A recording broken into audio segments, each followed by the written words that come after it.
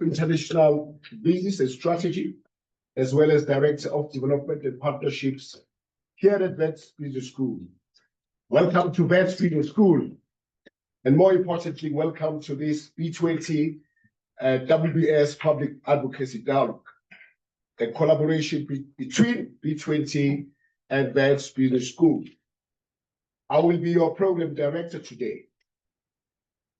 Assembled here is a high-profile cast of leaders, business executives, entrepreneurs, academics, students, B20 stakeholders, public officials, as well as members of the broader public with an interest in the policy insights and recommendations of the two task forces, namely Digital Transformation Task Force, as well as Employment and Education Task Force, and the wider B20 processes.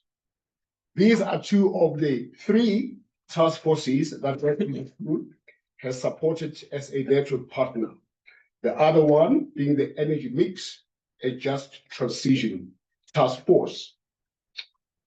I would like to welcome also at this stage those who are joining us. This is a hybrid event. Ladies and gentlemen who are joining us virtually.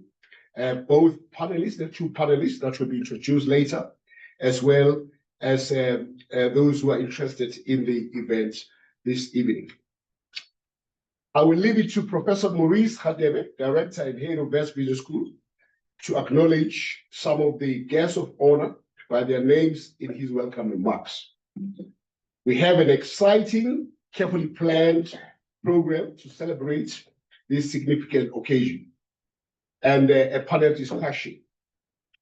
Without further ado, I'd like to invite Professor Hadebe to deliver his welcome remarks. Professor Hadebe.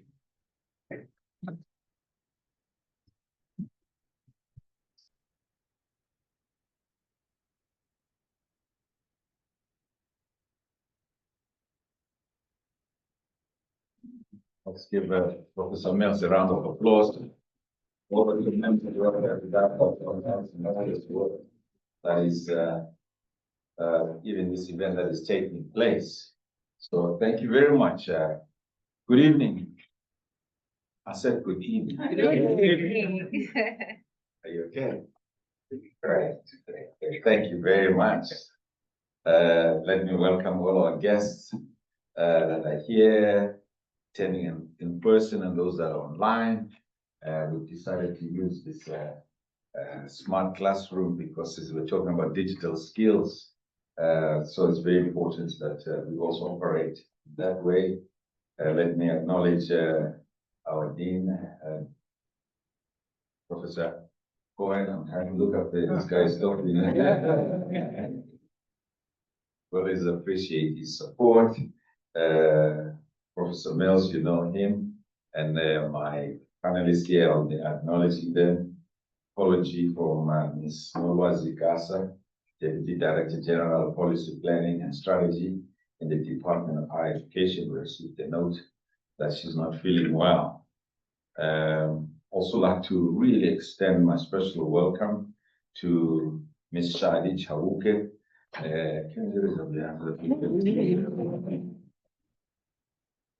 Corporate Affairs and Sustainability at Sanlam, very important role, especially sustainability.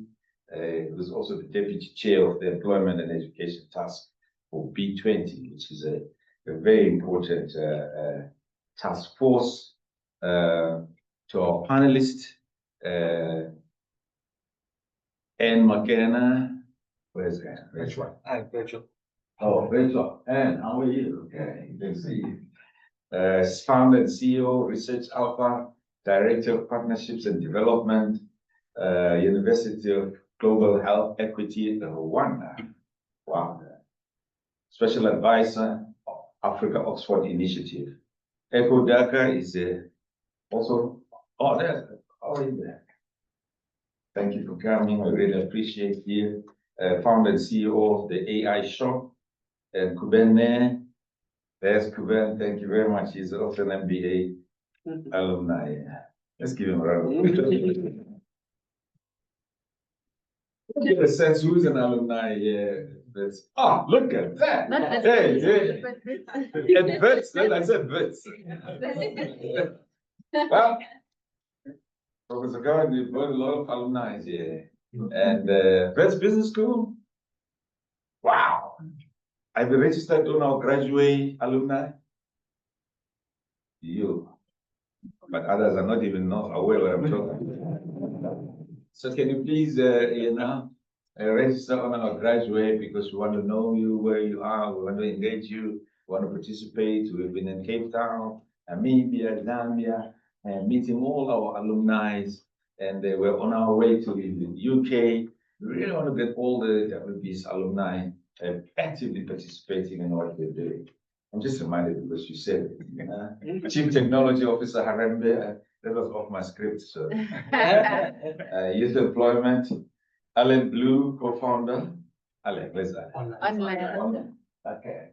Welcome, Alan, online, co-founder and vice president, product management, LinkedIn. Wow, we're gonna be all LinkedIn. We're gonna be on LinkedIn by the end of this day. I can tell you that. With the team that we have here, they are on social media. Also like to thank my esteemed colleague, Professor Mills, I've already said that his role is the Director of Development and Partnership for facilitating this evening event. I'm really grateful. I've said it and I repeat it all the time for the role that he plays, particularly representing us on the B20. He spent tremendous amount of energy, time, and effort together with the team that works with him on the B20, which is leading up to the G20. So this is a very important occasion and a very important event. And it's critical that we play a role in these forums. I also acknowledge Mitch. Hugh, Mitch, please. As our program director on our Masters in Digital Business, and he will be moderating this evening's discussion.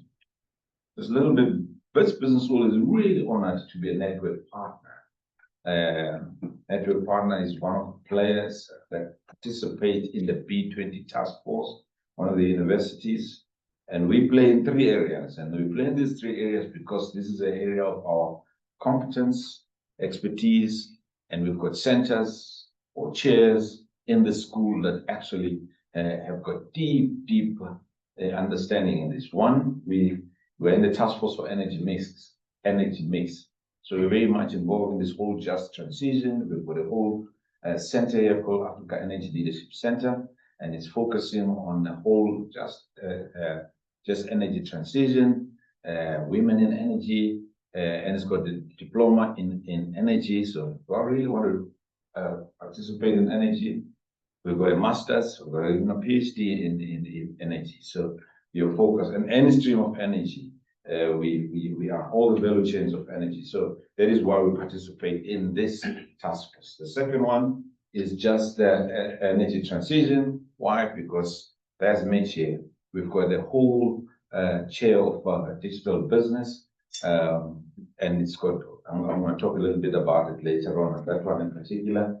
And then the third one is transformation and employment and education, because we are a business education center. So this evening dialogue will address both digital transformation and employment education. These 2 areas, which although they have their own specific challenges, but are extremely dependent.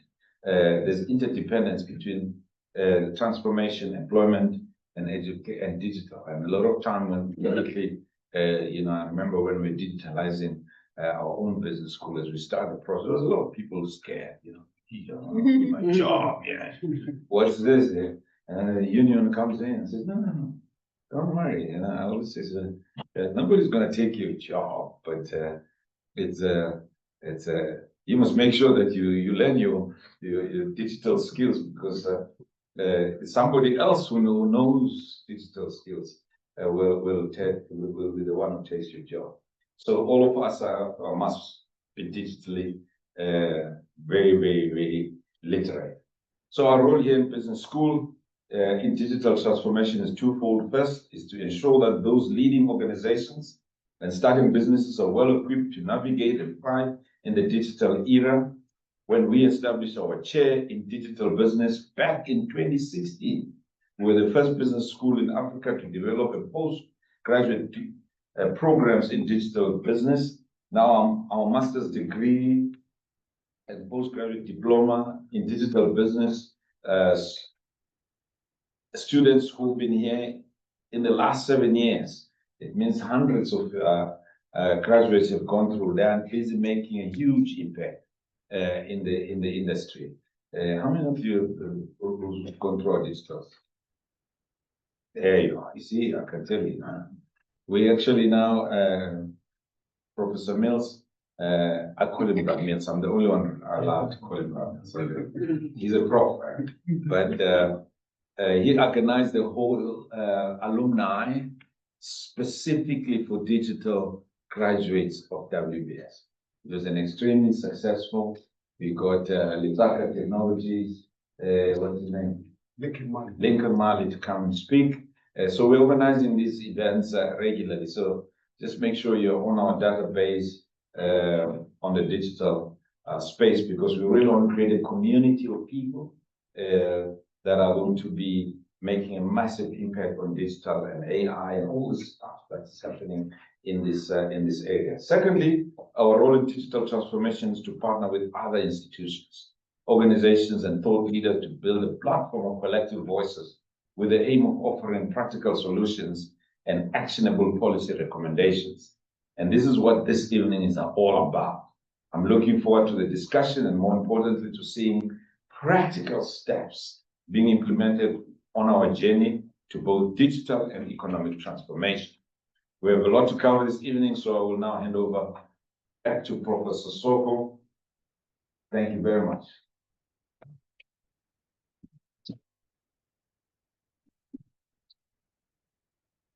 He calls me Professor, I call him Pungane.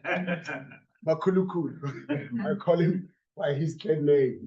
That's it, by his clan name. All right, many thanks, Professor Kadebe, for those remarks, which set the tone for tonight's proceedings. Ladies and gentlemen, as Prof. Kadebe noted earlier, we all have the keynote because we received a message that the keynote speaker will not be coming any longer. And so before I hand over to my WBS academic colleague, Mitch Hughes, to moderate our much anticipated panel discussion, I would like to say a few words about the purpose of this evening's dialogue. This dialogue aims to establish a comprehensive understanding of the role of B20 South Africa in contributing to inclusive and sustainable economic growth and development. Specifically, it seeks to canvass the views of the invited stakeholders here. You are the invited stakeholders on the key policy recommendations of the Digital Transformation Task Force, as well as the Employment and Education Task Force. The purpose is to create a roadmap that will guide future actions in line with the priorities and goals of South Africa's G20/B20 presidency. It also seeks to create a platform for B20 to engage with relevant stakeholders as part of its public mandate. By engaging diverse voices from various sectors, this event aims to contribute to a shared vision that will guide the future actions of the business community in accordance with South Africa's national priorities. The broad theme of the panel discussion is enabling individual access to employment through digital skills and platforms. So the discussion will explore how digitally driven employment interventions and increased digital literacy can enable greater, more inclusive workforce participation.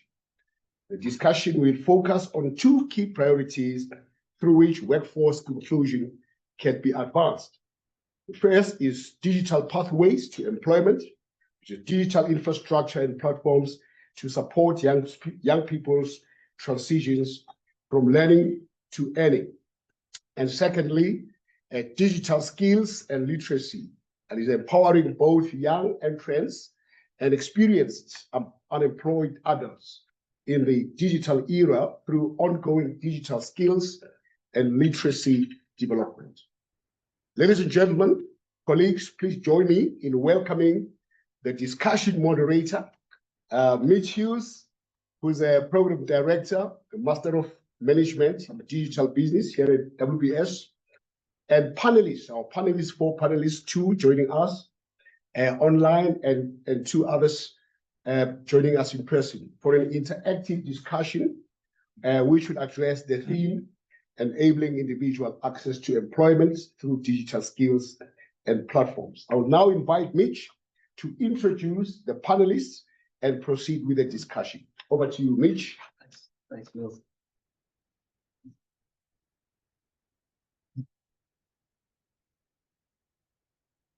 Thanks so much, Prof. Mills and Prof. Maurice.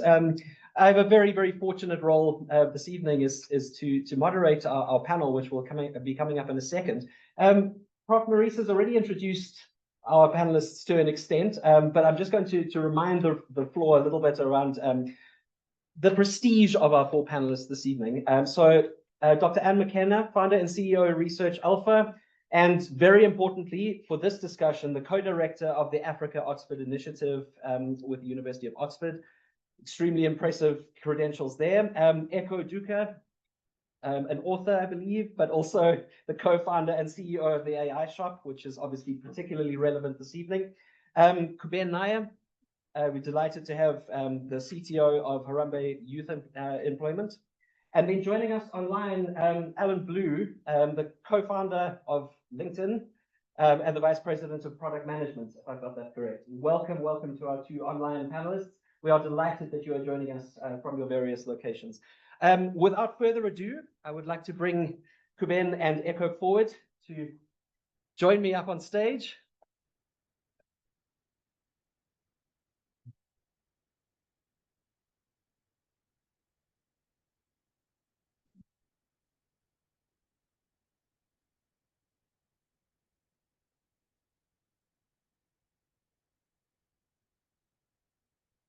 So,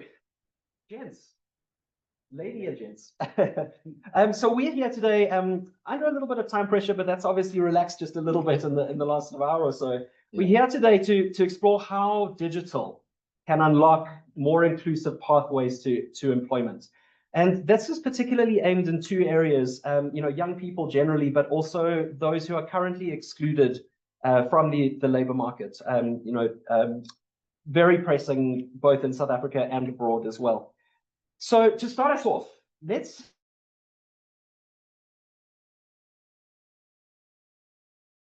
is no exception. Economic growth doesn't always translate into increased youth employment gains. So, Kuban, I'm going to address this to you.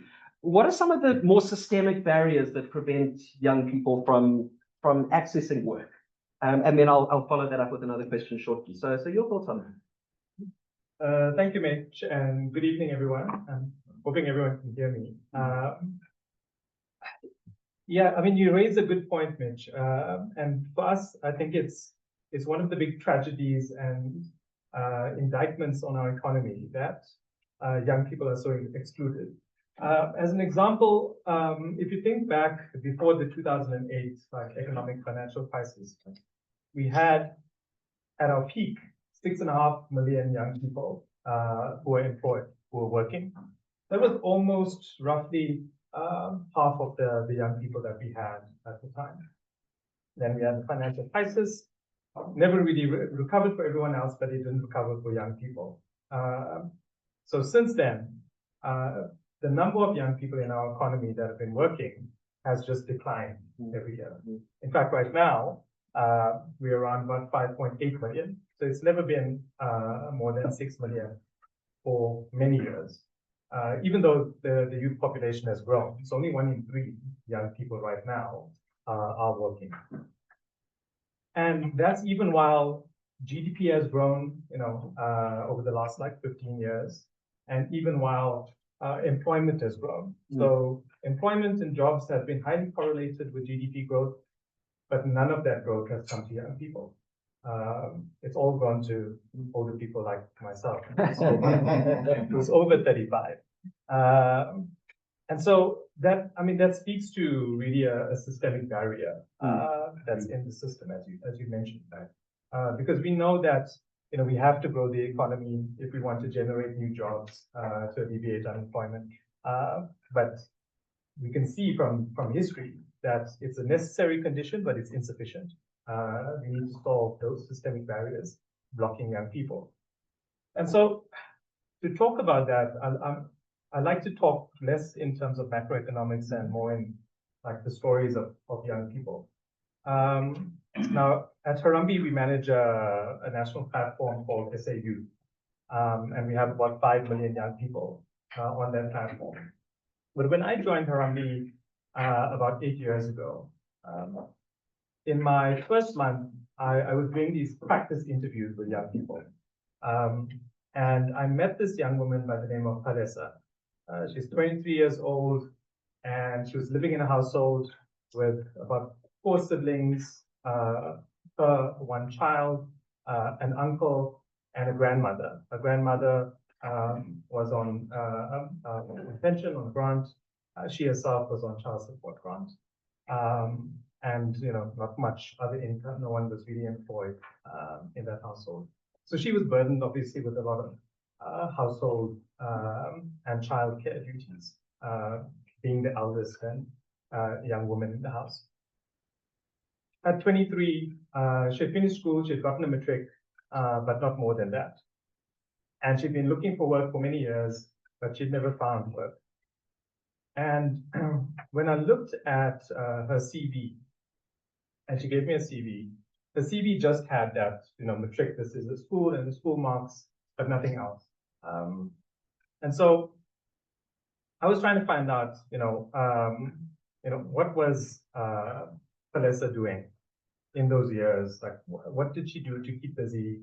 And, you know, what was she doing to earn any income, or was she just living off the grants? And so she told me a bit of a story, which I think enlightened me as to some of the barriers. If I think about like Palesa's story, it's a story that's true for millions of young people, not just Palesa. One in that, if I think about the barriers, the one barrier that came to mind was the fact that she has so much time that she's spending on household care duties. She's limited in the amount of time that she can go and look for work.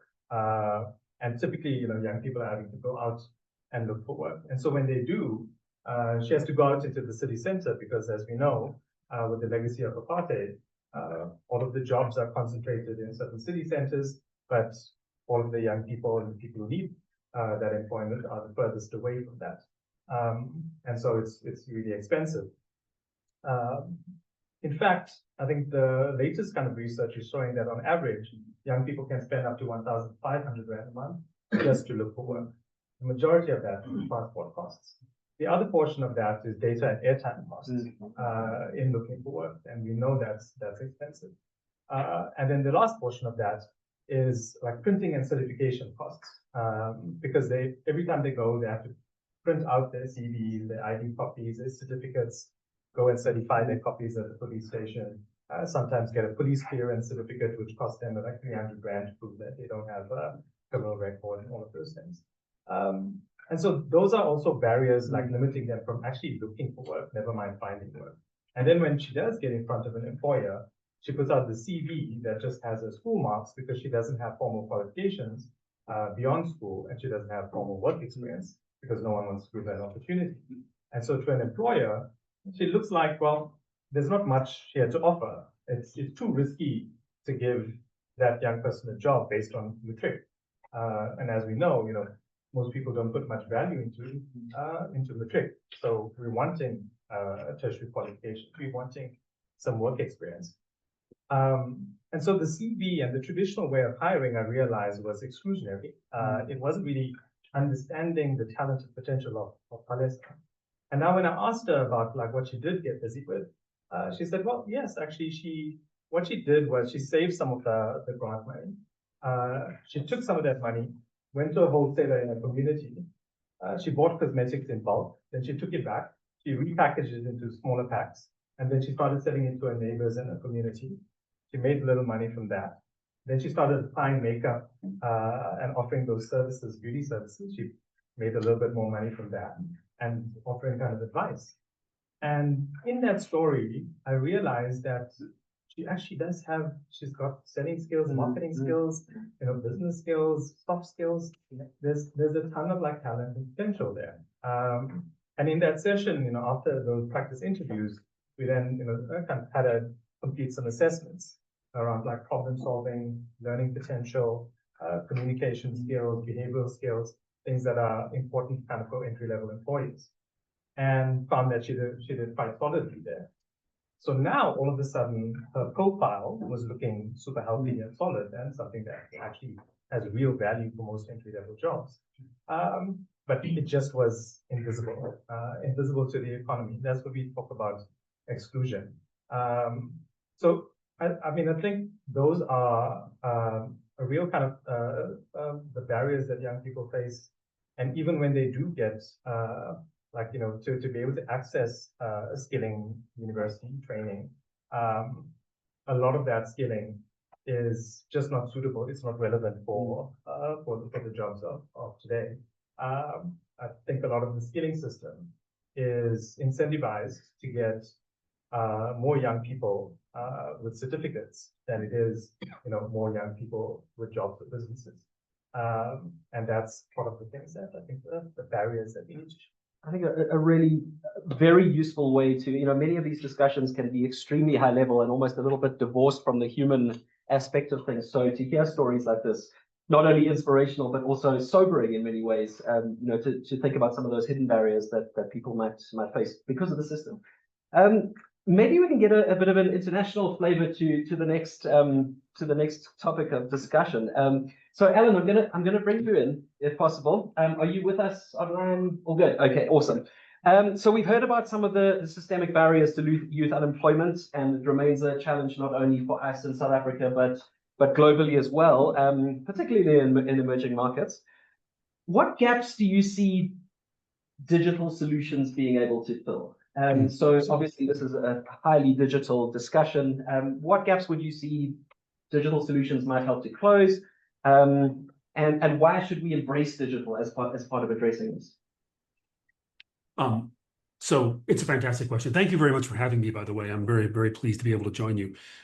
So digital platforms at this point have really become a kind of staple in the way that job markets work in many places in the world. They offer a handful of things, and listening to Teresa's story reminds me that digital platforms provide a job seeker with visibility for the things they actually do. So when I think of SA Youth, it's a way of making sure that CV is visible to people who might actually be able to hire me.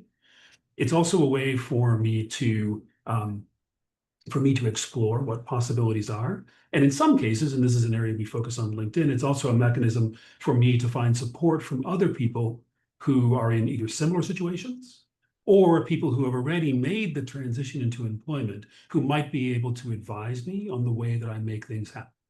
Sometimes those people are very hard to find and meet, whether they be mentors or simply fellow travelers, friends who can help you as you go along. So the basic capabilities already substantively improve the possibilities for anyone to participate in the economy. Now, to make that happen, of course, you need the other side of the equation. So you need the participation of employers in that system. They need to be looking at the places where you have a profile, so say on SA Youth, and they need to be considering hiring from that. And I know that one of the things which has made SA Youth extremely successful is the presence not only of job seekers, but also of employers who are using it as a hiring platform. In those cases, you're actually building a solution for both sides of the equation. Job seekers have more access to opportunities. Employers have a mechanism for hiring, which can be easily integrated into their business processes and allow them to hire more quickly, because sometimes speed is really important. Of course, it depends on the business, but speed and quality of hires, and also being able to find from among 10,000 different applicants, the one who I might actually want to hire, or the 5 I might want to hire. One of the things which we have discovered over the years at LinkedIn is thinking about the question of how people represent themselves online. So when we started LinkedIn, our profile was very much a typical CV. It was a very standard, like, here are the places that I've worked and here's where my education was, because that was the hiring standard back in the day. And we wanted to make sure we were integrating appropriately into how employers hire. However, we discovered over time that employers are simply doing it the wrong way. Hiring simply based on credentials, whether it be from a university or a training program, is really only part of the solution. A gigantic part of it is being able to hire based on skills directly. And it's important for many reasons. First, if you're hiring a role and you're hiring only based on education or previous experience, the pool of people you can draw from will be much smaller than if you consider everyone who actually has the set of skills that you are hiring for. So at LinkedIn, we've invested heavily in making sure that recruiters, when they're out there finding candidates, can specify the types of skills they want. And we even encourage them to remove things like degree requirements or certification requirements from their jobs in order to make sure that they can consider youth applicants, they can consider applicants who might be coming from non-traditional backgrounds. In some places in the world, certainly in the United States, people who are leaving the US military, for instance, have a set of skills which are perfectly appropriate, but they don't have any experience which an employer in the private sector can understand. A skills-based hiring mechanism allows them to get past them.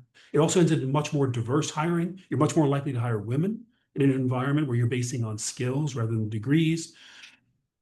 So it truly is a mechanism where the technology and the platforms are allowing people to represent themselves in new ways and changing the behavior of employers to be more inclusive in the way that they are. Fantastic. I think that was an excellent answer to that question in terms of looking at the role that technology could play. Can I ask a devil's advocate question in terms of, in many cases, the technology works perfectly and the platform exists. How do you get the traction? So in terms of building up something like SA Youth, I can only tell you what we discovered from our own experience with LinkedIn. In the end, there are audiences who are deeply in need of the thing that you're actually providing. So in our case, we had a group of recruiters who were looking for alternative mechanisms to hire hard-to-find employees. And LinkedIn was a mechanism for them to do that. Like any other marketplace in the world, if you've got strong supply and strong demand, then getting a system like that off the ground is much, much easier. Doesn't make it trivial. You still have to advertise it, so people still need to know about it. But if you've got strong supply and strong demand, you have already almost everything you need in order to be able to make something like SA Youth successful. Great. Very, very useful insight. Thank you. I'd like to bring Anne in next. Anne, can you hear us? Are we all connected? Yeah, I can hear you okay. Can you hear me? Yes, absolutely. Good to see you again. So I think that everyone in the room, we've kind of landed on the fact that digital skills, digital literacy are critical going forward, for workforce empowerment, skills creation, et cetera, et cetera. It's interesting, though, that in the absence of more formal mechanisms, a lot of people have started to acquire these kinds of skills independently. And I was wondering if you had any takes on whether there's a risk of duplication of efforts by using more formal development programs when people are already upskilling themselves in ways that are quite tailored to them. Thanks so much for having me. It's wonderful to join you from a very rainy Oxford today. So it's a breath of fresh air to be a part of this discussion. And thanks for asking that, Mitch. I think there's a way that we think about the digital literacy gaps that I think helps us to really frame the conversation. And for me, the digital literacy gap is not just one thing, it's a way of exposing the underbelly of all the other divides, the other gaps in our own systems. It's a way of showing us the gaps in access to electricity, access to internet, access to education, access to smartphones, the economic, involvement of young people. So as you said before, someone else said before, is that young people are recognizing that these skills are important, and they're not sitting on their hands waiting for more computer science curricula, waiting for more education opportunities to be able to do that. They're learning through social media. They're teaching each other through these networks. And therefore, the opportunity for us is to really provide an enabling environment and a supportive environment for them to be able to gain the skills that they need. I think there's a couple of things that are worth recognizing. One is, at the moment, about 1 in 4 young people in the continent are not in education, they're not in employment, and they're not in training. That's over 70 million young people across Africa. And when we deliver these digital literacy programs only through our schools, only through our education programs, only through our formal employment solutions, then we're missing a huge population. And importantly, about 2/3 of those are women, right? So there's a huge number of people that we're leaving behind, even through the very well-intentioned interventions that we're talking about today. So the question is, instead of giving more and more where there's already a lot and where people can already access some of these skills, who is it that we should be targeting more deliberately and more intentionally? And then the second thing that's worth maybe thinking about as well is that we are only, these numbers have been spewed a few times already, that we are having about 10 million young people coming into the workforce, and we have the capacity to create about 3 million jobs, right, in the continent. And yet we know that the largest employer by far across Africa is the informal sector. 85% of jobs in Africa are in the informal sector. So when we think about digital literacies, and we think about them just in the context of the formal sector, we are missing out a huge population, and we're not meeting people where they are. We are meeting them where we want them to be. So a way to reframe the conversation would be, who are we excluding and why are we excluding them? What are we missing out in the process of delivering these digital literacy programs? And more importantly, what value are we leaving on the table? Because I don't see this as a problem to be solved. I see this as an opportunity to be maximized and an opportunity to actually foster more resilient economies. The conversation, I think, that we are having, which is in a university, and I'm a big fan of the university, having lived in one most of my life, I think that conversation should be moved to the marketplaces. They should be moved to the salon. It should be moved to, the mechanic shop, and ask, what digital skills do you need to make your work more effective, to make your business more resilient, and to make your work, more productive for the economy?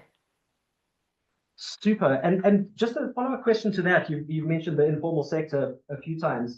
Do you think that there's an opportunity for the informal sector to be a lot more agile than a traditional kind of growth cycle?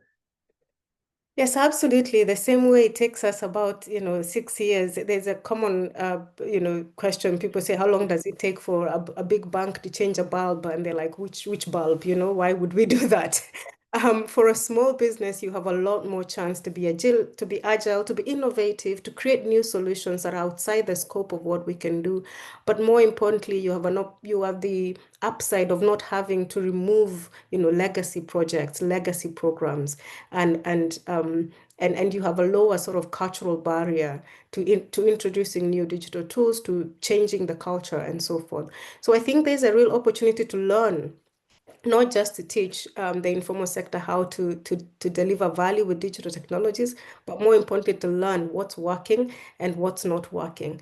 And I think the great opportunity for the formal system, including the higher education system, is to create the evidence base, the research for what's working to deliver value for the digital economy, for informal sector, and what's working, what's not working in terms of the skilling processes and systems. And therefore, we can be more efficient with our capital, with our time, and more efficient with the programs that we choose to deliver. Right, highly needs driven. Yes, I would concur with that. We've allowed Ekow to be extremely quiet during the discussion so far. So I'd like to sort of, many technologists ask this question, is there a risk in blind adoption of digital tools? So, we become so used to the evangelical approach to digital transformation. We're in an era of embracing AI, et cetera, et cetera. What we really want is mindful usage of technology. So do you see that there's an unmindful approach could be risky? I think it certainly is. So what we do at my firm is that we build AI systems for firms. So we pretty much see what AI can do, and increasingly we think more and more about the downside of AI. So I think that the time we are in now, I think it's a very dangerous time to be young. And I can explain why. So let me start off with an example. So back in 2009, there was a flight flying from Rio to Paris, and it was Air France 447. The plane crashed into the sea, and 228 people died. There was actually nothing wrong with the plane. So the plane was perfectly fine. So what happened was the sensor failed, and then the autopilot handed control back to the pilot, which is what the system was designed to do. But then the pilot he did not have a lot of experience flying the plane without the machine. So they misinterpreted all the signals, and they crashed a perfectly good plane into the sea. That's the fear I see for young people using AI, because there's such a strong incentive, to say to the machine, simply do my homework, and of course the machine will do it. But then what happens is that you then lose your cognitive ability. Right. You understand less, you retain less. So the fear I see is that we risk creating a whole cohort of young people who are actually less capable than their parents were, because they think this. So I see that as a very real danger. And I think on the other side, and I think that the employers compound that because they continue to ask the young people metaphorically for the answer. So where did you study? What's your degree? And it actually matters less and less. Because it's more about the skills you have, because I see the workforce of the future will be more about less about a monolithic job and more about projects, which will need skills to come together for some time and move on. And to the extent that we keep asking for the answer and we don't ask about what you understood to get to the answer, then it becomes, that we sort of perpetuate that flow. So we see it in the software world where, so when you run an interview with somebody and then you go through a coding test, sometimes you actually see that the guy's eyes will go off the screen, and then you know that he's asking a ChatGPT.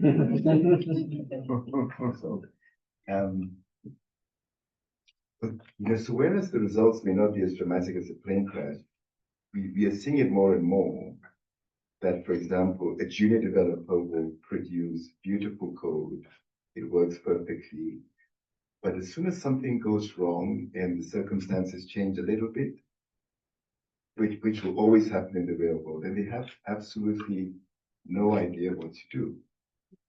So you've actually hired a copy and paste. Sure. Right. That's it. So I see that as a major, major risk. not just for young people. There's one of the things that we are building is that we are building an AI system for board members. So you can think of this as the other spectrum of you. So these are experienced people who have worked. And the feedback we got from a board chair in the UK was that, and these were the words that he used, and he actually said that his board members are lazy, and the AI will make them even more lazy. So what we built and so what we thought about a way to mitigate this was to build a system whereby the AI does not give you the answers, but rather leads you in a kind of a Socratic sort of a dialogue to deepen your understanding of the material. So I think that generally that's where we need to move to. So to test more for understanding and skills, rather than where did I study, what was my past. Because less and less, because more and more the AI will do the brute force of the job for you, and will do it very quickly.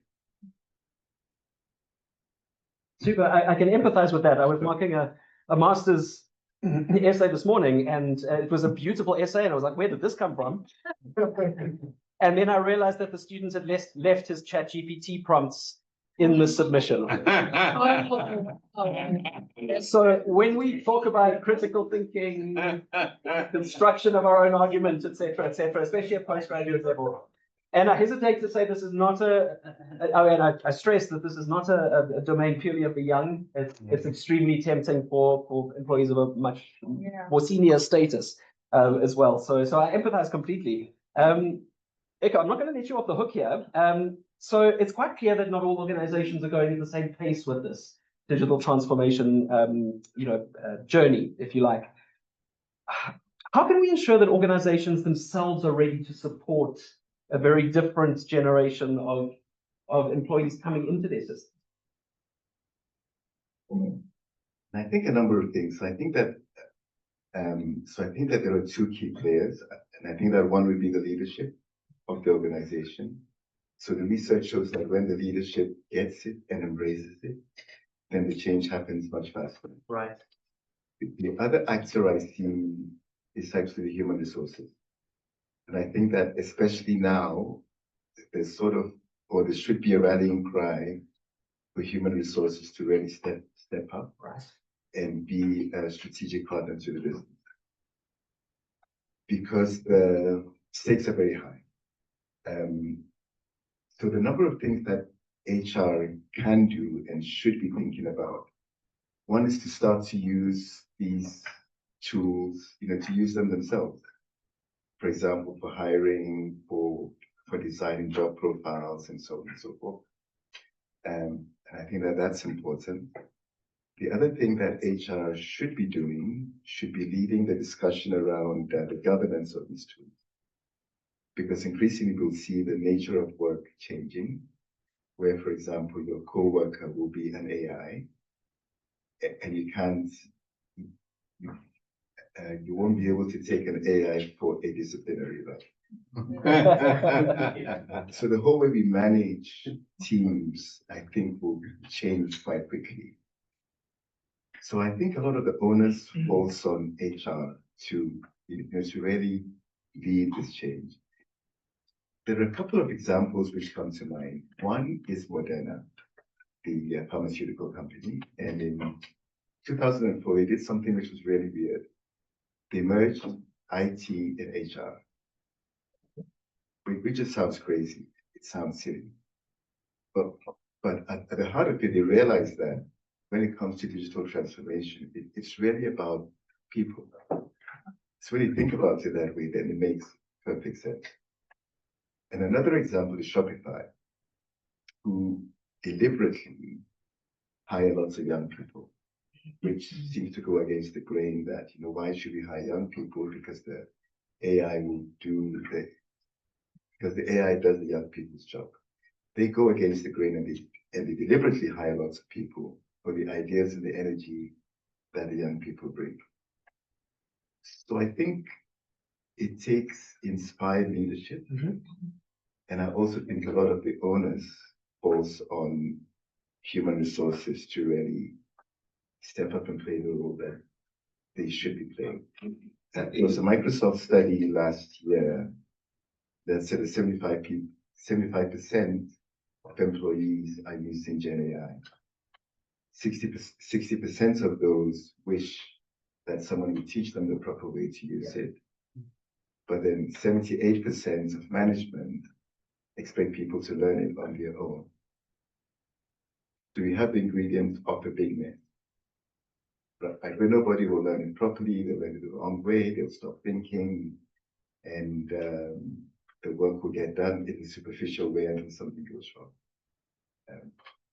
So there's a lot that can be done, but I think it really needs a lot of deep thoughts and careful use of these tools.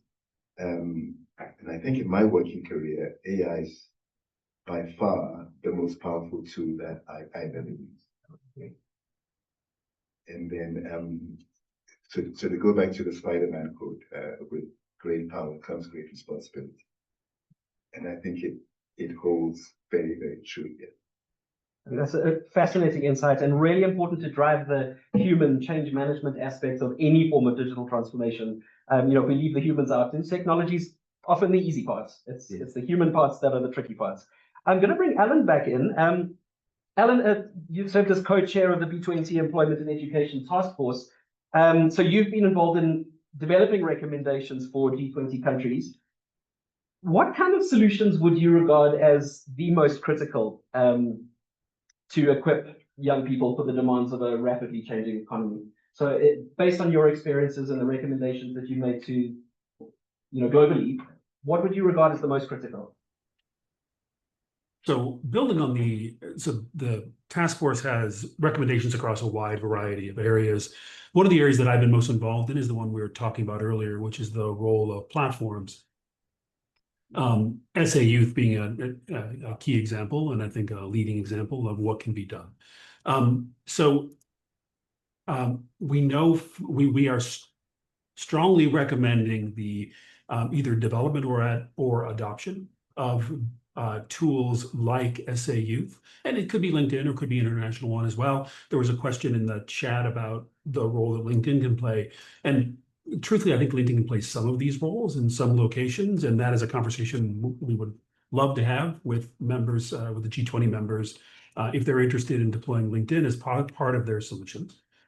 One of the key pieces which we are definitely recommending is the close tie between the use of that platform and the people who are providing training. One of the things which has always been difficult about the world of workforce training is that people who are doing workforce training tend to be working on outdated information, where they're training things which are less necessary or outdated in the market. And so what we would love to see would be information coming out of these platforms, like SA Youth, for instance, was designed actually to do this. SA Youth outputs information which people who are designing training programs can use to make sure they're training the things which are most in demand in the marketplace. And that's actually a role not only for training providers, but also for governments in terms of getting the most out of these digital platforms. I think the final thing that I would, that we've talked about on the task force regarding platforms and youth are, to what extent can these platforms be used to lead to self-employment and entrepreneurship? It is tremendously important to be able to find jobs and to find jobs early and to get professional experience. But it's also important if you've got, and as in Teresa's story earlier, she was clearly an entrepreneur before she started going out and looking for jobs. Is there a mechanism for these platforms to support young entrepreneurs or people who want to start small businesses to be able to essentially go from 0 to 1 themselves, rather than navigate, if that's the right thing for them, rather than navigating an employment marketplace? I think it's especially important in the world of artificial intelligence. As AI changes the way work works, two things will be true. So the first one will be that there will be pressure, especially on entry-level work. And young people who are entering the marketplace need as many opportunities as possible to be able to go out and participate in the economy. So entrepreneurship would be great.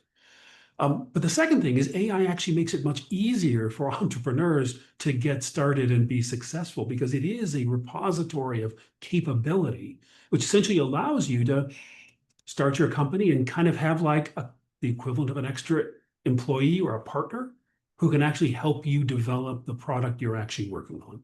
So as AI shifts the world of work and the market, basically the marketplace for jobs, entrepreneurs are going to be in a position where they're going to be able to move faster than they have before because AI really empowers them.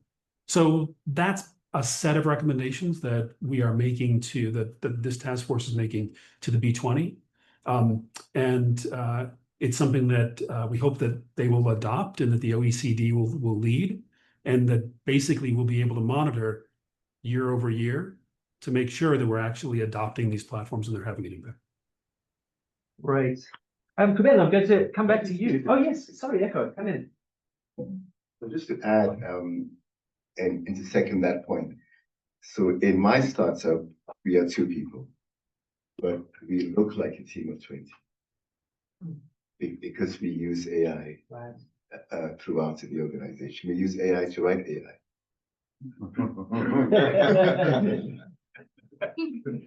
Anyone in the room unsettled yet? Kuban, you're an implementer. You've been involved in many initiatives nationally, particularly which aim to empower young people through digital. How do we get these ideas into practice? So from your experience, what lessons really stand out? What needs to tweak or what needs to change to make sure that these efforts really do support the people that they are designed to support?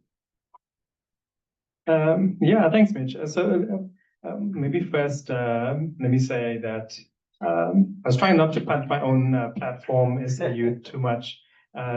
So kudos and thanks to Ellen for the marketing and promotion for us. But where it actually started, and it's good that you're talking about the interventions, because I don't know how many people know about the Presidential Youth Employment Intervention or the National Pathway Management Network. How many of you know the Presidential Youth Employment Intervention? Okay, so a good few of you. So it really kicked off back in 2019. And I think to the credit of the president at the time is not, the tendency is always, I want to brand and start a new thing around youth employment. And that's a great ticket to like votes and things like that. But the president kind of realized that there's a number of initiatives, resources in the system across government, but even beyond government, that is working, and we can supercharge it if we work together. And so we sort of came together as a system to say, again, as I mentioned, this is a systemic problem, so you have to solve it together to come up with what eventually became the Presidential Youth Employment Intervention, and within that, the National Pathway Management Network, being a collaboration of government departments that are involved in skilling and employment, but also business and industry and private sector, civil society, researchers, funders, philanthropy, and kind of organizations like ourselves. So I think a couple of the big wins is that kind of collaboration and coordination to try to complement each other and work with each other and not try to duplicate as much as possible, given our limited resources.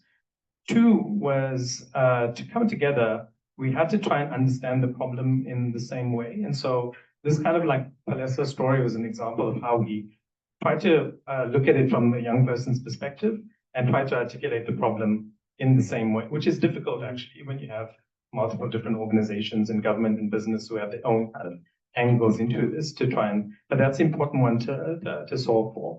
And then 2 is once you align on the problem, is then how do you align on a vision? So where do we want to go together? Like, what do we want to be solving for together before we figure out the how and who's going to do what? So that was the key thing that kind of set us moving. And then I think the how, the real challenge of the how was, if I think about me and my team, we can build a lot in like my tech team, we can build quite quickly. We move at the speed of our resources. But it will get us quickly to some point, but it's not going to make a big dent in the overall system. If you want to go far, you have to go together. Right? But to go together means you don't move at the speed of resources, you move at the speed of trust. And so how does that, and I think that has been the kind of challenge over the last few years. In any case, I think to get practical, moving forward, learning from that and saying, well, we actually have to go fast and we have to go far at the same time with this problem. So how do we move at the speed and supercharge that speed of resourcing as well as trust? So we're currently in the process of internally with the presidency, what we're calling the Presidential Youth Employment Intervention version 2.0, where the kind of new vision that we're kind of setting ourselves together is how do we, for the first time in forever, actually make a dent in those macro figures to get that youth unemployment number down for like the first time since forever, since Stats has been tracking it. And we want to, by 2030, reduce that youth unemployment percentage by at least another 10 to 15%. And what that, effectively says is that right now, the majority of young people, about 55% of young people, are not in employment, education, and training in this country. How do we get that by 2030 to be the other way around? That the majority of young people are working and earning, and that trend is continuing. So where we are kind of at the moment, and I'm not sure if I'm allowed to share all of this, but maybe for this group, I can share. And just it is in kind of process again with moving at the speed of trust, like collaboration with business and government and civil society and researchers of trying to land on what again internally as codename is Vision 2030, is to say how do we do this? And we've kind of come up so far with 5 big levers. So the one is, talking to Palessa's story earlier about inclusive hiring. So how do we get, if you look at the existing kind of vacancies right now, if you look at entry-level jobs across all sectors that could and should be going to young people, and they're not, how do we use, again, inclusive hiring tools, matching tools like we have on SA Youth, but not just on SA Youth, as Alan said, it could be LinkedIn, it could be other platforms, but getting them to hire more, employees to hire more inclusively. That lever alone, we can get another 1 million or more young people into work than currently, and they can do those jobs. It's just that, as I said with the Palessa story, there's these barriers in front. The second lever is to say, even if we do that, we still will have the majority of young people unemployed. So that's not enough because we don't have enough jobs already existing, even in that formal sector, but there are opportunities. And so the second kind of pillar is what we call sunrise sectors. And so we've been looking across sectors to see where are there opportunities to create net new jobs into the economy that could be well absorbed by young people, and what are the unlocks to get that. So it's in sectors like the global business services, there's contact centers that are servicing jobs from foreign countries, tourism, we talked about the just energy transition and the green economy, IRM, or installation, repair, maintenance, plumbers, artisans, electricians. We need more of that. And how do we get young people and young women into that and remove some of those barriers? And digital as well, as we were talking about, kind of digital jobs. I think that one of the tragedies of our system is that South African companies are exporting or importing rather 66,000 digital jobs, tech jobs in South African companies are being done by people outside South Africa, largely India and Ukraine and others. So how do we get those jobs to South Africans? right? How do we get them to young South Africans? And, how do we solve the kind of digital scaling problem? And so there's a whole kind of coalition coordinated around doing that. So all of these different sectors are doing that. Again, even if we do that, that's still not enough. So the third pillar, and I think we talked about this earlier, is self-employment and the informal economy. So the weirdness of our country versus the rest of Africa or countries similar to us, middle-income countries. If you think about those countries, I guess we call it the shape of the economy, is that a population is 45% people are employed in the formal economy, 45% of the population employed in the informal economy, and then 10% of people that are unemployed, generally. In South Africa, it's 50% of people are employed in the formal economy, 16% are employed in the informal economy, and 34% are unemployed. So you can see that our formal economy is actually quite mature and well performing. There's not much more room to significantly grow. But the informal economy is where we are low and kind of lacking. And so what's the solves? Because it's more than just, and I think, to Alan's point, what we do from a platform perspective as well is like helping young people like Vanessa, right? Where can she go to get more support and help and raise capital if she wants to take that informal cosmetics business and grow that.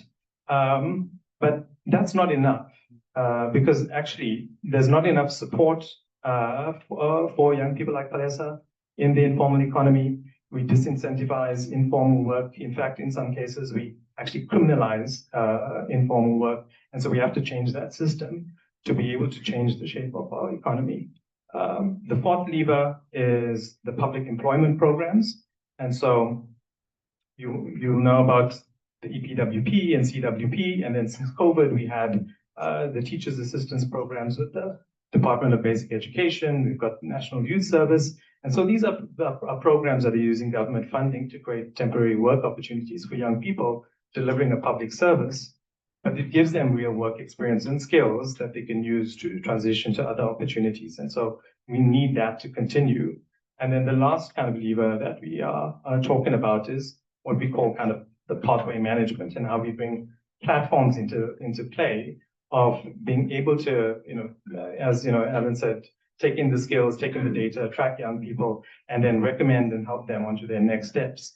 And so support, as we're thinking in that case, is if you think again like someone like Vanessa, and if you compare that to many of us, we might have families and friends around us who, we've learned from. They were working, they could give us advice about career advice and guidance and where to go next. Most young people like Vanessa don't have that. No, the families around them are unemployed or with security guards or domestic workers. And so they don't have the access to that kind of guidance. And so, you could have platforms like LinkedIn where it's a social network and it's giving you that support and guidance through other people mediated by a platform. Or as we kind of POCing and trialing now is AI driven pathway guidance that's personalized to you. So pathway management is a big thing. That in a kind of a very kind of short nutshell, I guess, is the imaginings of what is the next version or the vision that we're setting for the country for 2030 to make a serious dent for the first time in youth unemployment. Great, thanks, Kuban. I'm going to ask Anne to close us off tonight with a formal questioning, and it's a subject that I know is very close to her heart. We know that human beings benefit differentially from access to digital, particularly women. And I would just like to get some of your insights on that particular issue that we face globally, particularly in Africa and South Africa, and what mechanisms might you see for greater inclusion for women in the workplaces of the present and the future? Thanks a lot, Mitch. I think I just want to follow up from what Kuban was talking about. Very powerful interventions, and there's a lot that we can learn from the holistic and comprehensive sort of thinking that has gone into delivering these interventions and the synergies between all these different interventions.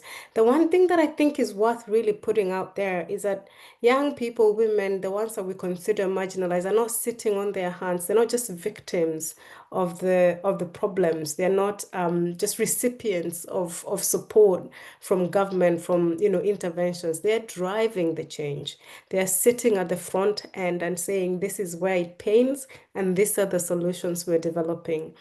For instance, we're working with a young person from South Africa, actually, from another business school. I don't want to get myself in trouble. From another business who's developing an AI tutor for young people to realize that they're not learning as quickly as they can, and is developing this personalized WhatsApp-based AI tutor to upskill his colleagues from the township that he came from.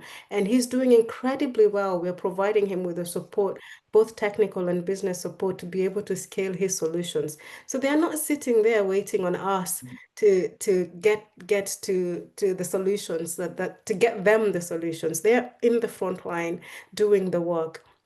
We're working with an Ethiopian young lady who's decided that the biggest challenge for them, for young girls from going to school and getting the skills they need, is menstrual hygiene. And she's developed tools that deliver these things to your house discreetly, in a way that doesn't, that preserves your dignity and so forth. So I think it's great that we talk about the work that we're doing from an government perspective, from corporate perspective. It's even greater if we elevate and support the work that young people themselves are doing to elevate the challenges, because they know where the shoe pains and they've got the best ideas to resolve those challenges for themselves. With regard to the inequality piece, I think two quick things to recognize is that there might be a mismatch. And just to expand Alan's analogy, there is a mismatch definitely between the skills and the educations that we're providing and the literacy programs and what the employers, the demand side, require. But I would go a level below there and say there's also a mismatch between what the society needs, what the priorities for individuals are. And I guess the question for us is, who are the people within our societies that are being left behind, whose economic terms we want to change, whose futures we are thinking about, and how do we match then what employers are looking for, what the society needs, and what we are training for. So I think when we think about inclusion, we don't think about it just from matching the skills and the demand in the market. We also think, what problems are we solving and for whom? Whom in our economy has been left behind for a long time? What accessibility gaps are there, not just to employment, but also for economic empowerment, for social inclusion, and so forth. And so when we are addressing those gaps with digital skills, then we are training the people who are most affected by those inequalities to handle and produce solutions for the things that they personally face. I'll give an example of a young lady who we work with from Kenya, who's physically challenged, and her biggest job at the moment, her biggest work at the moment, is to develop accessibility tools for people who are applying for university places. And she's working with a student who's visually impaired, and they say our biggest challenge is when we leave university, we don't have access to computers or to Braille facilities to be able to apply for university, for instance. And what they've said is we're going to create hubs outside the university where any person who's visually impaired or has another accessibility need can be able to come and be able to apply for opportunities, jobs, but also university and so forth. If you're not in the confines of a university, you don't have access to those kinds of tools. So I think for me, it's important that we recognize that there's a lot of people who are being left behind.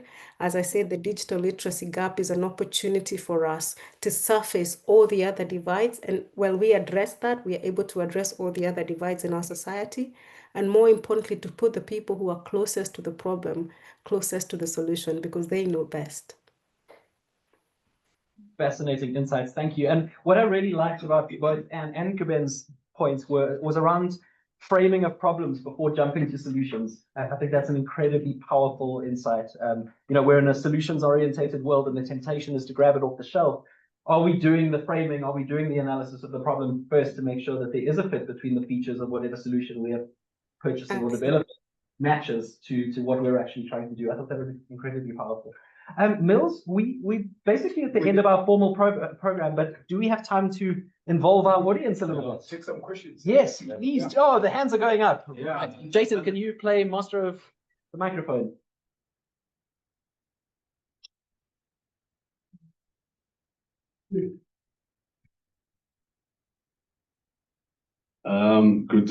Good evening, everyone, and thank you so much.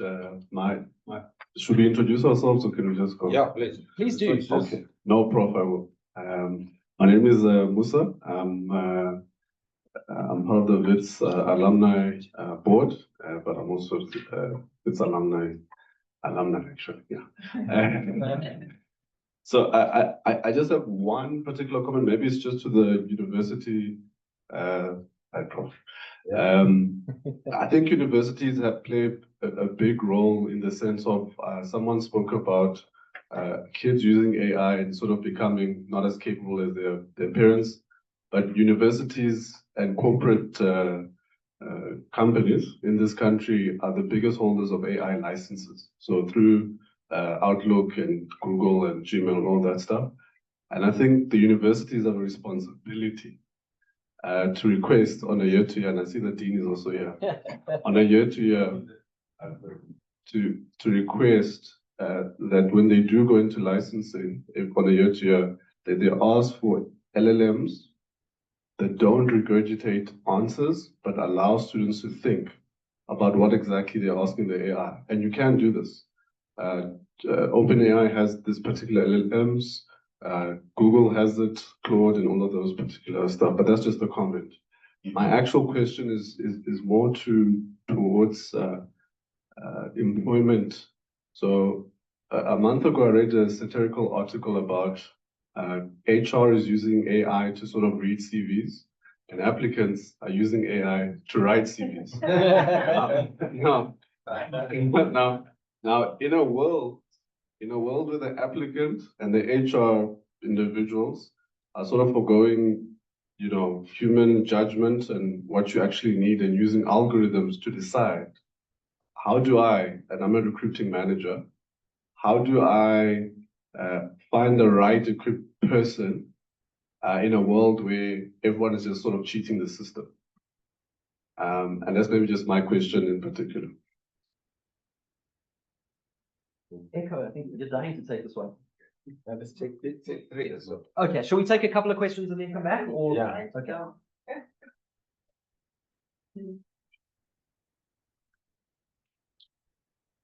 Good evening, everyone. My name is Dr. Naledi Gallant. I am the founder of Naki. Naki is spelled NAKKI. Naki is an AI-based digital platform that empowers beauty professionals, both informal and formal. So think of us as the Uber of hair and beauty services. And so what we do is that for the client, they're able to discover verified beauty professionals nearby. They're able to make bookings on the platform, and they're able to make secure payments. And for the beauty professionals, they actually have access to business tools, which includes visibility, marketing support, the ability to schedule and have booking tools, as well as financial tracking and data analytics. So that is primarily what we do. So Naki is walking the talk in making sure that we meet most of these entrepreneurs, most of whom are informal where they are. So to echo Anne's sentiments earlier, to say that the current interventions that we are seeing are created more to you come here where we are, but not going out to meet you where you are. And I think maybe I just want to quickly share just some of what we have found as part of the research that we've done in terms of, empowering entrepreneurs in the areas of technology and AI and so forth. I think the initiatives need to just go, beyond just having the initiatives there. People actually need to understand what the perceived benefits and the perceived usefulness is for adopting technology in their businesses. Given the digital era that we are in, there's a lot of fraudulent activities. So primarily entrepreneurs, lack of trust is something that we also experience quite a lot. And, lack of awareness, lack of digital literacy are just some of the barriers that we actually see when we are trying to onboard a lot of these, professionals. And so, my question, to the panel and to everybody else is to say that how do we ensure that the digital, literacy initiatives that we come up with are not just addressing basic skills, but they need to extend to entrepreneurship. They need to extend to innovation and leadership in the digital economy. And also to echo N's point earlier is to say that, just coming up with, digital transformation and trying to, have a blanket approach, it actually doesn't work, because we need to actually ask ourselves, in as much as we don't want to leave anyone behind, when we are, rolling out these digital literacy initiatives, there needs to be a fit for purpose. And it's quite important to also make sure that the people for whom the solutions are being developed for, they actually need to be the co-creators of that, because it cannot be a top-down approach. We want to actually change that narrative, because we are saying that as Africans, we want to use this digital era to actually start creating our own narrative and own it. And to do that is also to stop allowing other people to come up with solutions for us and think for us about what they think we need. They need to actually involve us in creating these solutions. And so fit for purpose, digital literacy and initiatives is basically what I think we need. So more of a comment and a question, kind of like all in one, but yeah, that's basically us. So if you want more information, you can find us on www.naki.com. Naki spelled NAKI. Thank you, guys.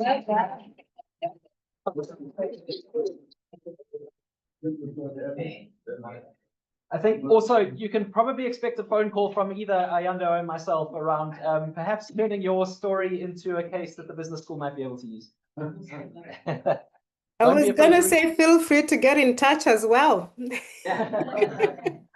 I asked first. Okay, can we continue? Yes. Okay. Speech, we will collaborate. Yes. Well done for able to promote, consult you to promote our organization. Thank you. Do I need to stand up on my hair like this? Yeah, I'm good. Thank you. Yes, thank you so much. It's been a very insightful discussion. Okay, my name is Juliet Miabo. Yes, an old colleague of from Professor Miles from I won't mention the other university. Yes, I am a founder and head of an organization called TECOSA, which stands for Township Economic Development Community of South Africa. We lobby, advocate, and we facilitate access to opportunities for township and rural entrepreneurs. We are a network of just over 10,000 entrepreneurs. These are real entrepreneurs who are with CIPC. So it's not like that. And that's why when people say informal economy, we tend to be uncomfortable with it, because normally they also include our entrepreneurs who are formal, who pay their taxes, who are registered with CIPC, who are compliant in the different sectors. So the word informal, we normally link it only to your informal traders, whom we are still trying to get to think about formalizing their businesses in order to access opportunities and support. So we are on the same level in terms of the informal sector does need support, but we also need to realize that the SMMEs are formal and they need specific support. So it's a comment, and also I think some of the people, and this comes from the panels, that the the formal SMME sector needs support linked to where they're at. Someone specifically said that, and where they're at. What we find with our network that we have Chetcoza Youth for Youth in Business. That is one of our most inactive sectors, interestingly so. The reason being, young people are already out there working with NYTA. They're already doing a lot of programs. So you have very energized young people out there running after programs.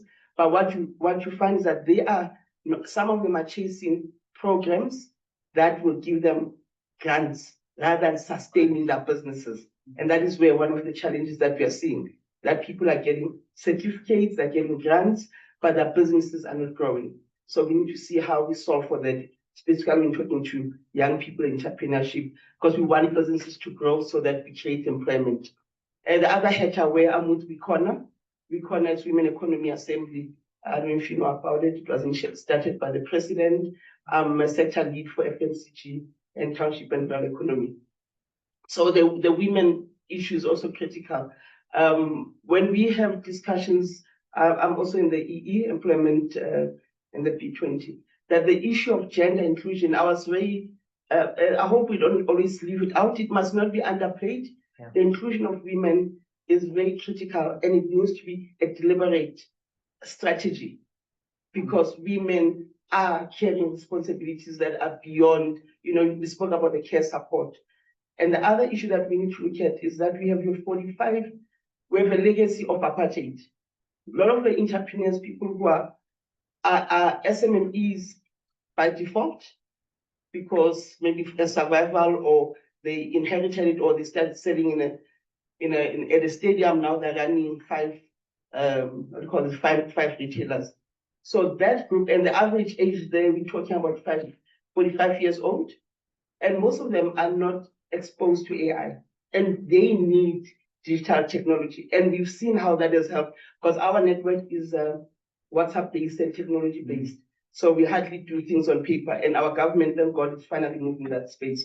But we have to take people step by step. You see, we tell people what GPS code is, and we lobby and advocate, with the likes of government who end up not spending that money because they're using a language where the entrepreneurs are not at, but they're not providing the support. So the digital support is critical for entrepreneurship and also SMME support. So we must just realize where the youth are at, and we need to discourage the job looking mentality. And I appreciate the work that you're doing as Harambee. My daughter's with Genesis. I know they're doing your work, some of the work with you. So the mentality of job looking, but entrepreneurship development is critical, but it must start at an early stage. The minute you start talking to young people at the age of 18, it's way too late. You need to get them at the age of primary school. And literally 6. The age of primary school, 5-year-olds, and change the mindsets. And this is where the likes of Wits, yourselves, professors, need to influence the thinking in terms of the curriculum design of this country, where it's all aligned to what, go look for a job. Then that means we are not making young people part of the solution. Because if checkers can employ shopper checkers, 200,000 people, because they put out the post about that, that's amazing. But if we let's take Chetcoza, because I'm not even including Makena and other organizations. If the 10,000 SMMEs that we have, and each can employ 5 people, please do the math. That's 5 times 10,000. 50,000. That's 50,000.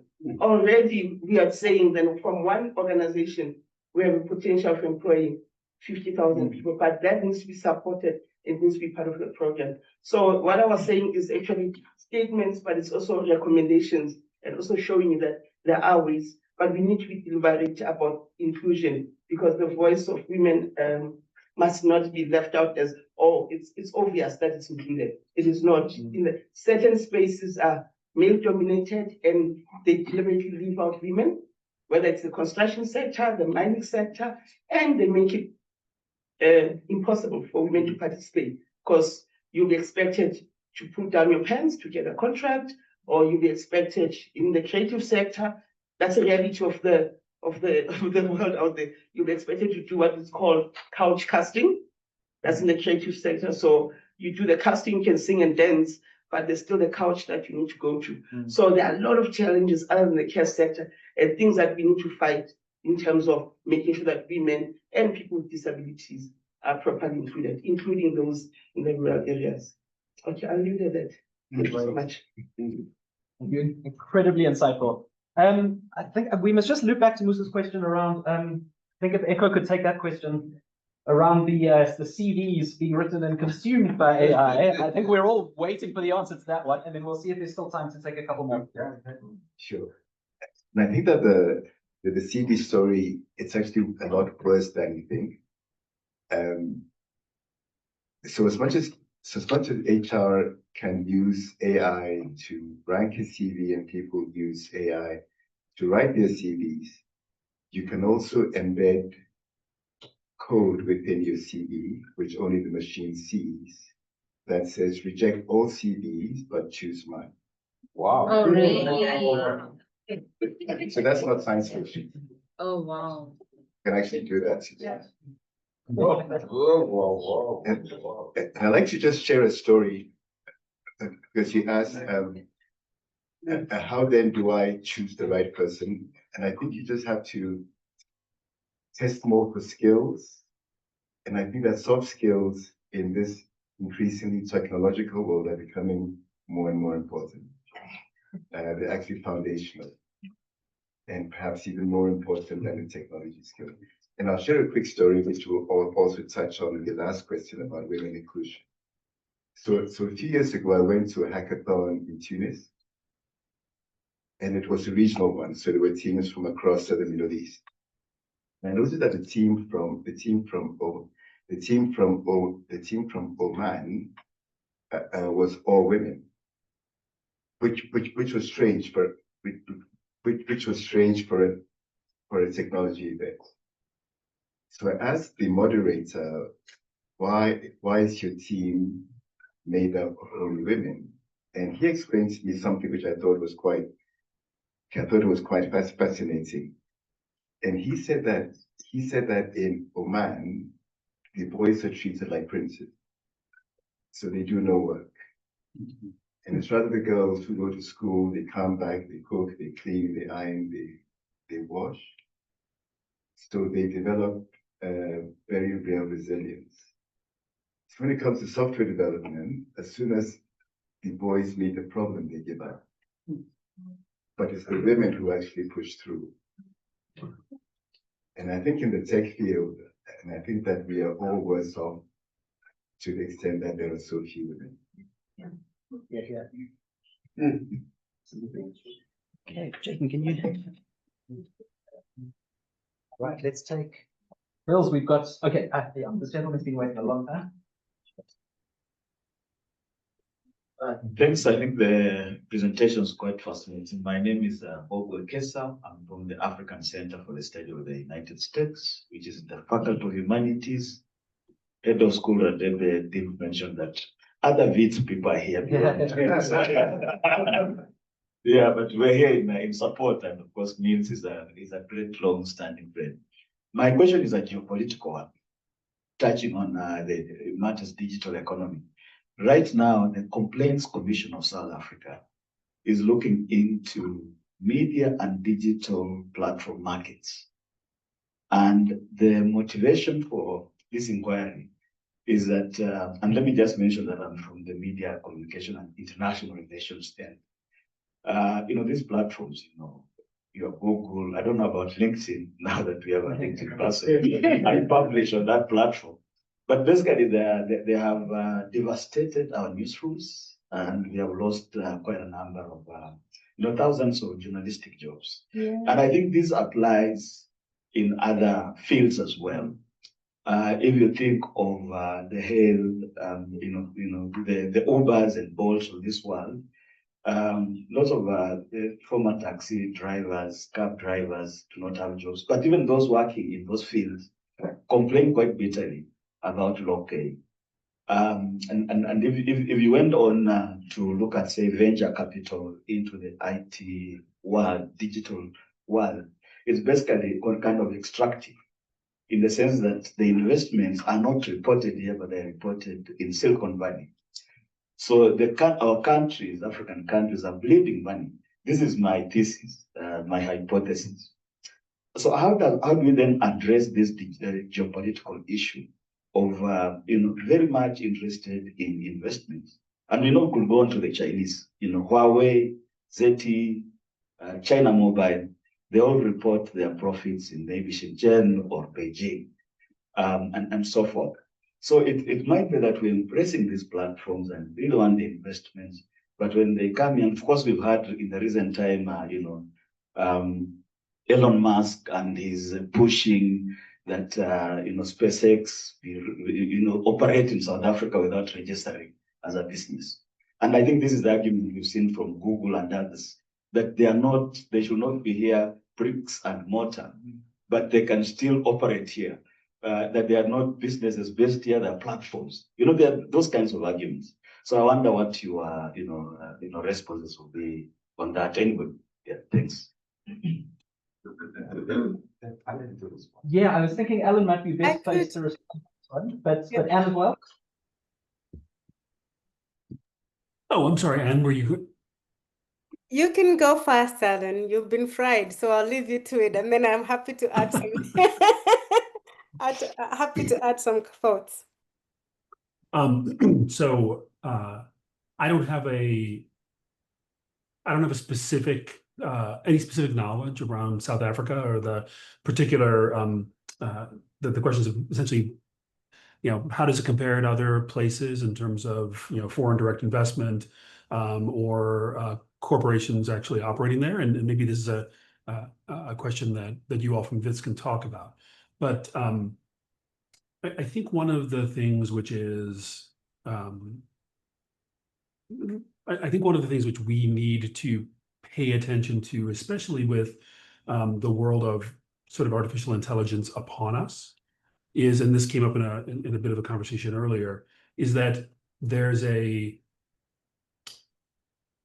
are a set of businesses which I believe are going to be, and you mentioned this with this notion of sunrise industries, that I believe are going to be worth local investment, especially with artificial intelligence in place. There is a set of kind of foreign organizations, specifically, and you mentioned customer service and customer service related jobs for international companies, which are likely to be strongly disrupted by what artificial intelligence actually brings. At the same time, there should be a bunch of organizations in South Africa and in other countries which can take advantage of artificial intelligence to substantially increase their productivity and hopefully their profitability as well. And I think at that point, it's going to become a question of how do you take advantage of that growth in GDP in order to be able to continue to grow the economy locally. If we actually see substantive growth in GDP anywhere in the world, I think one of the challenges for businesses and for government is to make sure that that growth is being reinvested locally in order to make sure that everybody locally is taking advantage of the economic growth. This is an area we focus on a lot at LinkedIn, specifically around climate and climate-related skills. Climate is one of those places where there's a real possibility for the transition to not be just that there would be international organizations which would take primary advantage and be able to take the largest share of profits, because in a lot of ways they're calling on skills and capabilities which are outside the area they are actually serving. I would love to get to a place where we have a solution which takes that economic effort around climate, and this can go around on any kind of business, and invests it in the development of local economy. AI and climate are both going to be opportunities to take that route. And there are going to be new opportunities, and we have an opportunity now to make sure that is being invested appropriately. So to the points you were making earlier, those of you who are like, we want to make sure that one of the members of the audience said about making sure that universities whether universities have a responsibility for sharing their AI capabilities, or whether there are other mechanisms that AI capabilities become broadly available as well as training. That's a great example of the kind of investment that you want to be able to make now so the GDP locally can grow, so you can invest appropriately in the future. I think we're in a time of such transition now that it is worth thinking about how do we prepare for that future? Because a lot of the rules of the way the international economy operates are going to be made different by virtue of how AI impacts the economy. So instead of looking backwards towards like where we are right now, I think it really pays for all of us to be looking forward to what we think that economy is going to be. Sorry, that was a long answer. Thanks, Alan. Anne, you wanted to jump in on that issue as well? Yeah, and I really appreciate the comment that has been made about where the value is retained, right? And I think it's very important that when we're thinking about the digital skills, we look at the talent chain, the digital economy value chain, and see where is most value retained. If our job is to just train the bottom of the pyramid and train hundreds and thousands of people at the bottom of the value chain, of the digital economy value chain, then we are always going to be retaining the least value.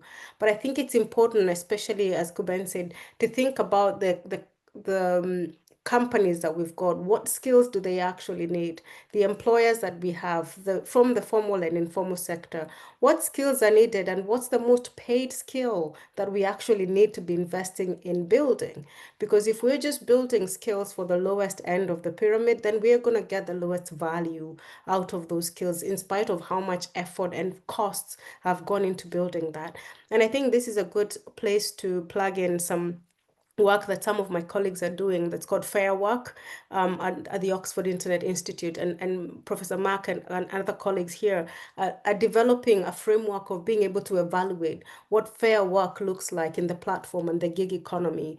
They're looking at fair pay. That's one thing, of course. There's fair conditions, there's fair contracts, there's fair management, there's fair representation within the platform and the gig economy. And to be honest, this is not just an Africa problem. When they did this study, I think a couple of years ago in the UK, they found like only 2 out of the platforms that they looked at actually were meeting the fair pay standards. And this is in the UK. Right. And they looked at other conditions as well, and less than maybe 3 of those platforms had fair management systems in place.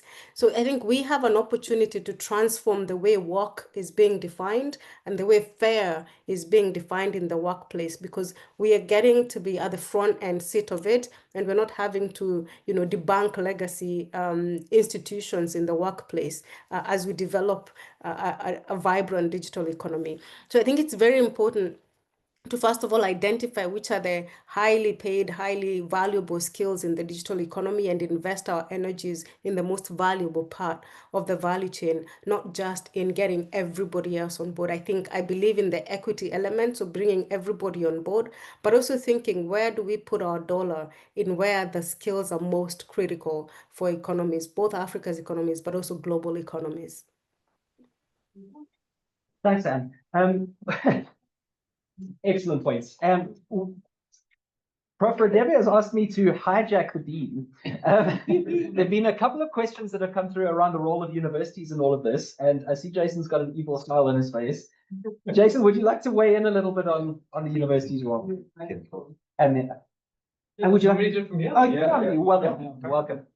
Very mindful. I don't know, can you hear me? Yeah. You can project.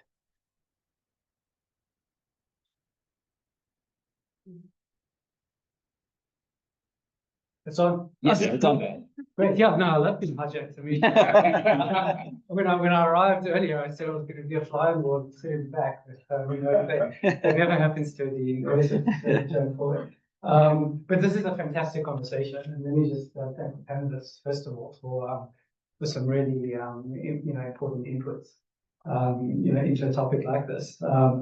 And I've got like so many points to possibly make here. I'm not sure where to start, but perhaps just a reflection on the question more specifically to the university before I move out to make a couple of other comments.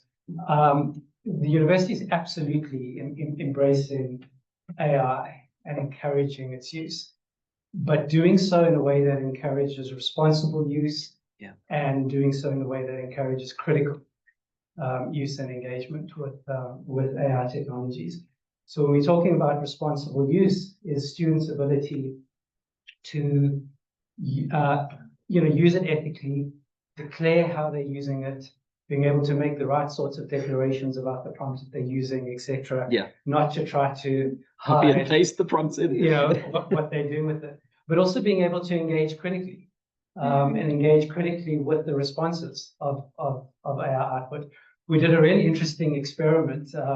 We gave an AI, five AI models.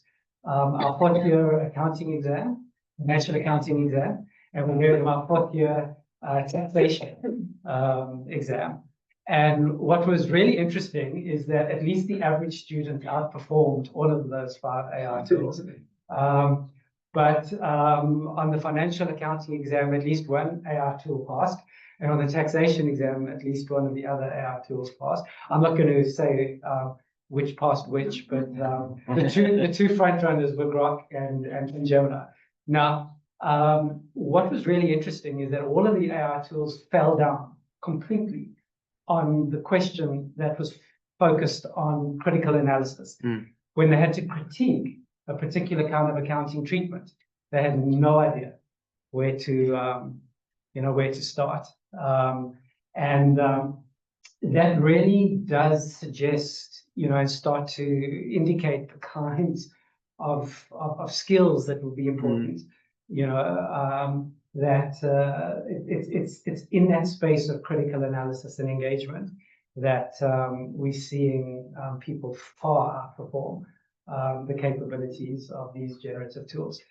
But to your point as well, is we're encouraging the adoption of AI solutions that are trained appropriately on global South African data sets and languages, because those are extremely important to advance and to make sure that the tools that we are using are not just imported from overseas. And we had a great conversation last week, and I'm not sure where my colleague from ICT has gone, but we had a great discussion around how we begin to build out those models that are most relevant to campus.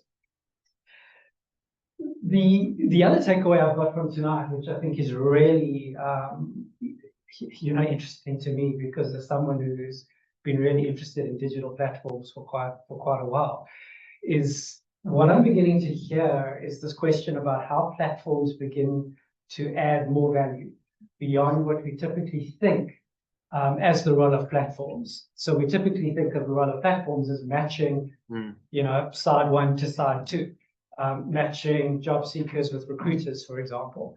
But what is the other value that can come out of it? And I'm really inspired to hear these ideas that are emerging. For example, that the value can be to educational institutions around the kinds of skills that they should be preparing people for, and how their curriculum needs to change around those skills, and doing it at speed, because of the way in which that data can be generated and be provided to us. And I'd encourage those platforms to actually think about how they make that kind of data available easily, to skills providers.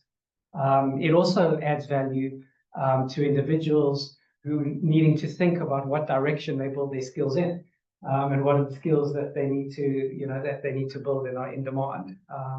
And I think that's another element of value that can be generated, and also helping individuals, as was mentioned, to signal. Because what's the value of a university degree and a piece of paper? Is it's a mechanism for signaling in a world of information asymmetry. How do people know that you have the credentials that you claim to have? And I see we're emerging into a space where platforms are going to actually be a mechanism for supporting individuals to signal not their formal training and credentials, but their skill sets, and doing it in a way that's trusted and credible, which I think is exceptionally important to to building out jobs. Finally, let me just reflect on another piece which I think is really great. So there was a Microsoft researcher, a guy by the name of Tiyama. I hope I'm pronouncing his name correctly. But he did some really fascinating work. And what he said was that technology amplifies human potential in the direction of our intentions. And what he was trying to do by making statements like this is to highlight that try to dismantle this notion of technological determinism, this idea that we're all just, and the future that we're headed on a particular highway is all being directed by technological advancement. And instead, what he was promoting was this idea of the social shaping of technology. In other words, that we have agency to direct technologies in a way that that aligns to our values and aligns to the kinds of outcomes that we're looking to promote. And I think the point that was made earlier about the unintended consequences of technologies starts to is something we can reframe and frame differently. This notion that actually technology is something that can be shaped by society, that we're not living in a world where technology determines the direction of humanity, and I think that's something that we must continue to keep in mind. So those few points on the spot. Totally hijacked. Let me hand back. And thank you all for coming and supporting an event like this. I think it's fantastic. We've got some phenomenal alumni of this institution, and so far, Shadi, thank you very much for also being with the alumnus. And it's great to have you here as well. But so nice that the university can provide a platform for bringing global minds together with our students. So although this is not, strictly speaking, a technology-driven platform, the university itself is a platform for society, bringing parties together who otherwise wouldn't have an opportunity to engage on valuable conversations like this. So thank you for coming to this university platform. Thank you.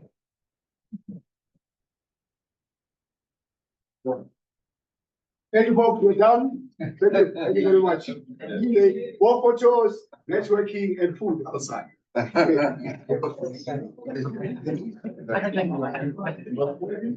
you for having us. Thank you. Thank you. Thank you all.